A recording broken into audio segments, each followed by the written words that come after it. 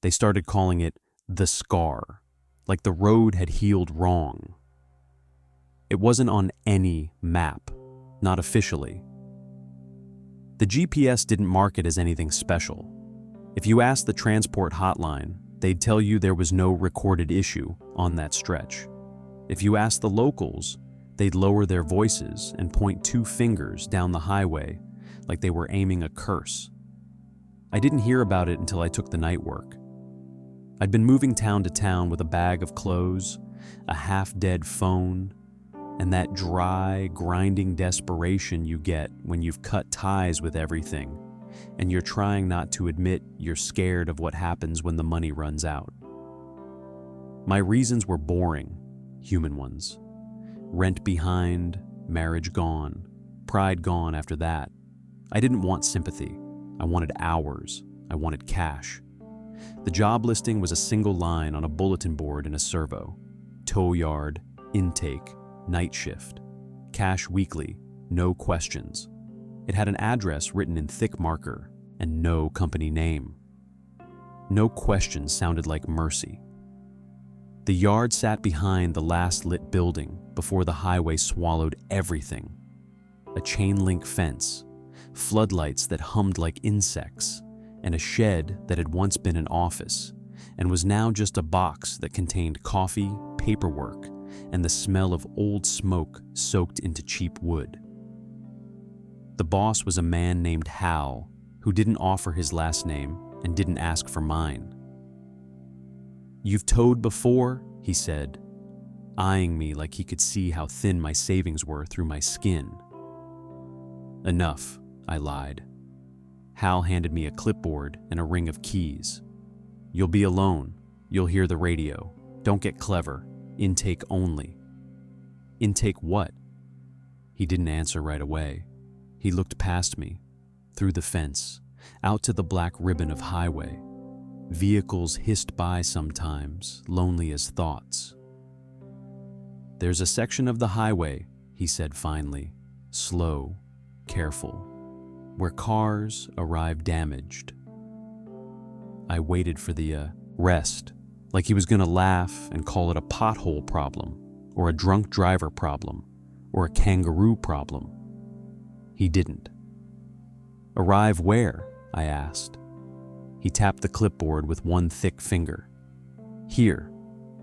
That was the first time I felt the wrongness.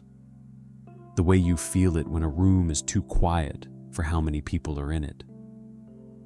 The way you feel it when you realize a conversation has been happening around you and you've missed the important part. Hal leaned closer, the floodlight flattening his face into something pale and tired. "You don't go looking," he said. "You don't drive that stretch. You don't park on the shoulder between marker 117 and the old cattle grid. If you are on it by accident, you don't stop.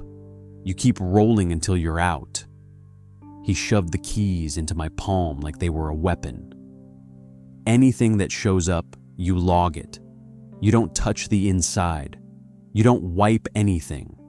You don't keep souvenirs. You don't take photos.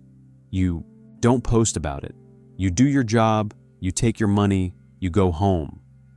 He paused like he was weighing whether to add something. "And if you see headlights coming from the wrong side," he said, "you get inside and you lock the door." "Wrong side?" I said. Hal's eyes didn't move. The wrong side. That was orientation day. That night, I learned what he meant. It was quiet for hours, just the buzz of the lights, the occasional crackle of the radio, and that faint sound of wind pushing grit along the highway. The yard smelled like warm rubber and stale petrol. I had time to read the intake forms. Most were blank. Some had dates and rough descriptions. Sedan, front-end crush, no driver. Ute, roof peeled, no driver. Hatchback, glass powdered, no driver, no driver. At 1:12 a.m., the radio snapped alive. A voice came through, distorted like it was being spoken through a mouthful of water. Unit 9 to yard, incoming, 1 minute. I stepped out of the shed, squinting into the dark beyond the fence. The highway lay out there like a vein.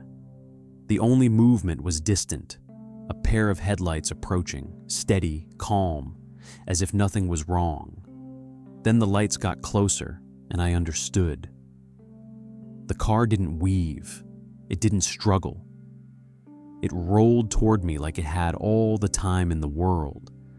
But the front bumper was crumpled inward, folded like wet cardboard. The bonnet was buckled up in a sharp tent. One headlight was dead, the other flickering like a dying eye. No skid marks, no smoke, no dragging sound. Just tires on asphalt, smooth and sane. The gate rattled as the car bumped it, too gently for the damage it carried. I ran forward, yanked the chain, swung the gate open, and the car crawled into the yard like an animal coming back to its pen. It stopped in the intake bay, and the engine cut. I walked up, heart thudding, and stared through the windscreen. No driver. Not slumped. Not thrown out. Not hidden in the back. Empty seats. The seatbelt hung loose and clean. The steering wheel had a smear on it that looked like a thumbprint made of soot. The radio crackled again. "Log it," the voice said. I swallowed. "Where's the driver?" The line hissed like someone inhaling too close to the mic. "Log it," the voice repeated. "Tow to storage. Do not open doors." I should have listened without questions, but human instincts are messy. I reached for the driver's door handle before my brain caught up. I wanted proof. I wanted to see if it was locked, if there was blood, if there was... My fingers touched the handle, and a shock ran through my hand. Not electrical, cold. A cold so sharp it felt like biting metal in winter. My breath hitched, and I jerked back like I'd touched a corpse. The door wasn't locked. It wasn't anything. The metal was just wrong. Like it had been sitting in deep shade for days. I stepped back, palms up, and forced myself to look away from the door. That's when I saw the marks. There were grooves along the sides of the car, deep and parallel, running from the front quarter panel to the rear door like something with claws had leaned down and dragged itself along the paint. The grooves were too evenly spaced to be branches, too deep, too deliberate. I crouched and stared at the asphalt beneath the car. There was no trail leading in, no debris, no broken glass, no scattered plastic. It was as if the car had been picked up, mutilated somewhere else, and set down gently right in front of my fence. I towed it into a storage slot with the yard's old forklift, hands shaking, the chains clinking too loud in the silence. When I was done, I went back to the shed, locked the door, and sat with my back to it like a child. I wanted to call Hal. I wanted to call anyone. But the sign on the wall above the desk was written in thick marker, like a commandment. Do not use your phone on shift. Underneath it, in smaller handwriting, they listen. I stared at that word for a long time. They. The second car came at 2:47, a white sedan, no plates, rear end crushed as if something huge had stepped on it. The boot was folded into the back seat. The rear window was gone, glass powdered into glitter on the parcel shelf. Still, it rolled in under its own power. Still, it stopped where it was supposed to. Still, no driver. This time, I didn't touch the handle. I logged it, towed it, locked myself in. By the third arrival, I was watching the highway like it was a mouth. By the fourth, I'd started noticing patterns. The damage wasn't random. It wasn't chaotic like an accident. It was precise. The same kinds of harm, repeated in variations. Front ends folded inward, like something had hugged the car too hard. Roofs peeled back like lids. Doors warped outward like hands had pushed from inside. Side panels scored with long measured grooves. And always, no driver. At around 4 a.m., when the world outside the floodlights was at its blackest, I heard something that wasn't the radio. A soft, rhythmic tapping. It came from outside the shed, from the fence. 3 taps, a pause, then 3 taps again, like a polite knock. I froze in my chair. The tapping moved along the fence line, slow, deliberate, as if whatever made it was walking and trailing a finger across the metal. Tap, tap, tap. Then it stopped at the gate. I held my breath so hard my chest ached. The chain on the gate rattled once. A gentle test. Then the tapping began again, this time on the shed wall, right beside my head. Tap, tap, tap. My skin crawled. Every instinct screamed at me to look, to confirm, to make it real. Hal's voice came back in my mind. If you see headlights coming from the wrong side, you get inside and you lock the door. I was inside. I'd locked the door. And something was outside, knocking like it had manners. The tapping shifted lower, along the wall. And then, God, I swear it, along the doorframe, tracing the outline like a blind person reading shape. Then the handle moved, not rattled like an animal, turned, slowly, patiently. I stared at the lock, waiting for it to give, waiting for the cheap metal to fail. The handle turned until it couldn't turn anymore. It held there, tension, listening. Then it released. Silence. I sat for a full minute without moving, sweat cold on my spine. The radio was dead. The lights hummed. Outside, something walked away. I heard it on the gravel, soft steps, too light for a person, too even to be wind-blown debris. It moved toward the highway, toward the dark. And then I heard a different sound. A car door opening, somewhere out there, then closing, then an engine starting. Headlights flared, and they were facing the wrong way. By dawn, the yard had 6 new vehicles, 6 fresh, broken offerings. The sky went gray, and the highway looked harmless again, like a strip of ordinary road, with ordinary dust and ordinary distance. Hal came in as the first magpies started, carrying a takeaway coffee like it was a shield. He looked at the lineup and didn't react, which somehow made it worse. "Busy?" he asked. I laughed once, harsh. "What the hell is happening?" Hal set the coffee down. "Did you touch anything?" "No," I snapped. Then quieter. I touched the first handle. His eyes tightened. "And?" "It was freezing," I said. "Like dead." Hal nodded like he'd expected that. "You'll be fine. Just don't do it again." "What is the scar?" I said, voice rising despite myself. "What's on that road?" Hal's gaze went to the window, to the highway beyond the fence. "Something that likes momentum," he said. "Something that learned what cars are." I stared at him, waiting for the punchline that never came. "People crash," I said. "They get hurt. They don't crash," Hal cut in. "That's the point. They keep driving. They keep going. They don't stop.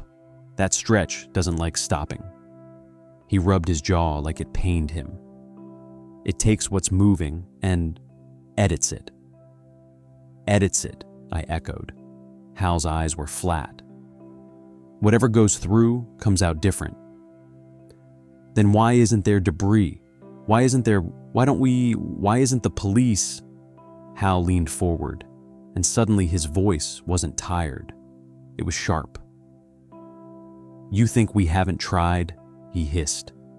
"You think they don't know? You think they don't come out here and stand by the marker with their little clipboards and their cameras and their drones?" He exhaled, calmed himself, and looked older in the space of a breath. Sometimes the car comes back, he said quietly. Sometimes it doesn't. Sometimes it comes back with the driver still inside, breathing, and you can't get the doors open because the metal's cold and wrong, and the locks don't match the keys anymore. Sometimes it comes back with the driver gone and the seat still warm. He met my eyes.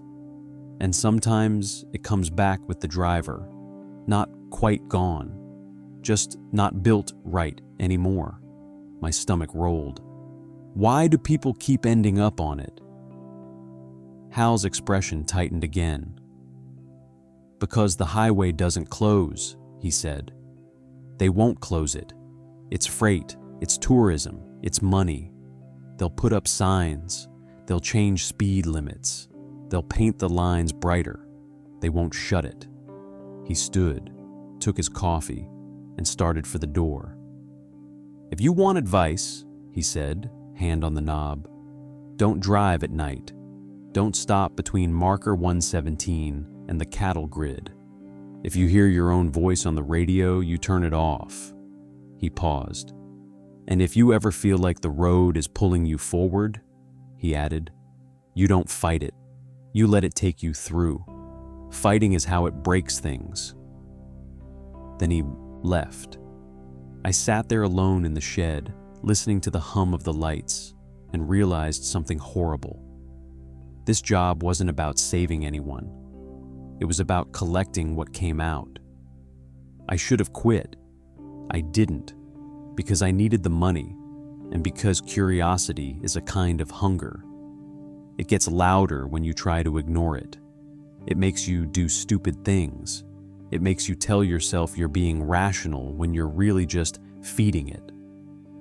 For the next week, I worked nights, and every night the yard received its gifts. Some nights it was 1 car, some nights it was 7. Once it was a motorbike, its front fork bent like a snapped bone, helmet rolling in the dirt beside it like a dropped head. No rider. The damage changed slightly, but the pattern stayed. Grooves, crushes, peels, twists, the cold that lived in the metal like a sickness. And the tapping came sometimes too, not every night, just enough to make me dread the sound of silence. I stopped sleeping, properly. I started seeing the highway when I shut my eyes, a long, dark line that felt less like a road and more like an invitation. Then on a Thursday night, something arrived that made me understand why Hal looked haunted.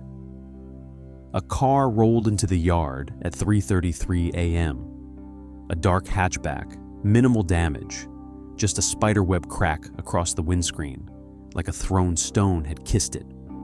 It stopped in the intake bay. And this time, someone was inside.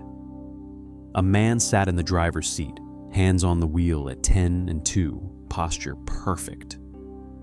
His head was tilted slightly forward, as if he was listening to something in the engine. His eyes were open. They weren't blinking. I stood frozen outside the driver's window, the floodlight buzzing above me, my breath fogging on the glass. He looked normal until you noticed what normal requires. His skin was too still, too tight, like a mask pulled over a skull. His mouth was slightly open, teeth showing, and his tongue sat against the bottom, row like it had forgotten how to rest. There was no blood, no gore, no obvious injury, just wrongness, concentrated. I raised my hand slowly, not touching the car, just hovering near the window. His eyes moved. They tracked my hand like a camera following motion. Then his lips moved, and the sound came not from his mouth, but from the radio on my belt. "Don't stop," the radio said, in his voice. My stomach dropped through the floor. He turned his head toward me in one smooth movement, like his neck had hinges instead of muscle. His mouth stretched wider. "Don't stop," the radio repeated, and I heard something underneath it, another layer of sound, like a crowd whispering behind him. I stumbled back. The man's hands tightened on the wheel. The engine started. The hatchback lurched forward and hit the fence with a metallic groan, not hard enough to break it, but hard enough to shake it like an angry animal. The man didn't flinch. He reversed, corrected, and drove straight toward the gate like he knew it would open. I ran, yanked the chain, swung it wide. The car rolled out onto the highway and, without hesitation, turned the wrong way, headlights shrinking into the dark. Then the tapping began, fast and excited, along the fence line, as if something out there was pleased. I went back inside and vomited into the bin until my throat burned. That was the night I knew the scar wasn't just damaging vehicles, it was using them. The next night, the radio crackled at 1:12 a.m. "Unit 9 to yard," the voice said. But it wasn't the watery, distorted voice anymore. It was my voice. The hairs on my arms stood up. I froze mid-step, halfway out of the shed. "Unit 9 to yard," my voice repeated, perfectly. I stood there, heart hammering, and whispered to the empty yard, "No." The radio hissed. Then, "Incoming, 1 minute." I turned the radio off with shaking fingers and shoved it into a drawer, as if I could bury sound. Outside, headlights appeared. They were coming from the wrong side. I locked the door. I backed away from it. I sat on the floor with my knees up like a child. The headlights stopped outside the shed. The engine idled. Then the tapping began, soft at first, then more deliberate. Tap, tap, tap. My name came next, not from the radio, from outside, from right behind the door. It said my name like someone speaking into the crack of a coffin. I clamped a hand over my mouth to keep from answering out of instinct. Silence followed, heavy and patient. Then very quietly, the door handle turned. The lock held. The handle turned again, slowly, testing the limit. Then it stopped, and a voice, my voice, spoke from the other side of the door, gentle and reasonable. "It's okay," it said. "I made it through. Open up." My throat clenched. Tears sprang to my eyes from sheer animal fear. The voice continued, calm, persuasive. "You don't have to be scared. It just takes the parts that make stopping possible. That's all. Open up." I pressed my forehead to my knees, shaking. The voice sighed, an imitation of human frustration. "Fine," it said, and the tone shifted, flattening. "Then I'll wait." Footsteps moved away. The engine outside revved once. Headlights swept across the window. Then the car drove off, slow, like it was leaving a driveway. I waited for hours, sweating in silence, until dawn bled into the sky and the world looked normal again. When Hal arrived, I told him. He didn't look surprised. He looked resigned. "It wants you curious," he said. "It wants you to open the door yourself." "I'm not going near that road," I snapped. Hal's gaze sharpened. "You already are." He gestured to the yard. "Every night you touch what comes out. You breathe the air around it. You think about it. You're feeding it attention." I felt sick. "So what do?" Hal stared at me like he was deciding whether to be kind. "Leave," he said finally, "while you still can." "And you?" I asked. Hal's mouth twitched, a bitter, almost smile. "I stopped being able to leave years ago," he said. "I quit that morning. I took my cash, and I didn't look back at the yard as I drove away. I didn't even stop at my motel to pack properly. I shoved what I could into my bag and hit the road in daylight, determined to put distance between myself and marker 117. The sky was bright. Traffic was light. The highway felt like a normal highway. For the first hour, I almost convinced myself I'd imagined it. Then the sign appeared. Mile marker 117. My hands tightened on the wheel so hard my knuckles whitened. I hadn't planned this route. I'd taken the main road out because it was the fastest, because I wasn't thinking, because fear makes you stupid. The marker stood at the shoulder like a thin tooth. The air around it looked slightly wrong, not visibly distorted, not shimmering like movie heat, but the way distance sometimes feels when you're exhausted, like the world is leaning. I kept driving. I did not stop. The road ahead stretched straight, clean, and empty. And then, without any transition, the road became something else. It wasn't dramatic, no thunderclap, no fog wall, no sudden darkness, just a subtle shift, like a film splice. The lane lines looked too fresh, too white, the asphalt too smooth, the trees on either side too evenly spaced, like they'd been planted for symmetry. My stomach dropped as my brain recognized the pattern. Repetition. The same cluster of scrub, the same leaning sign, the same dead patch of grass on the shoulder. We were moving, but we weren't advancing. The needle on the speedo held steady. The engine sounded normal. My hands were steady on the wheel. But the world outside looped. I passed a torn reflector on the shoulder.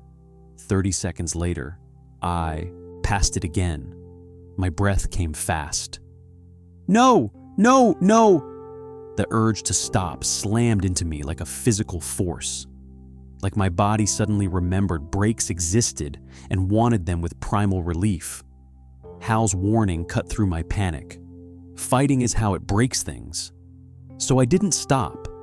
I kept driving. The pressure increased. It felt like the road itself was pulling the car forward, like gravity had found a new direction and it was straight ahead. My palms sweated.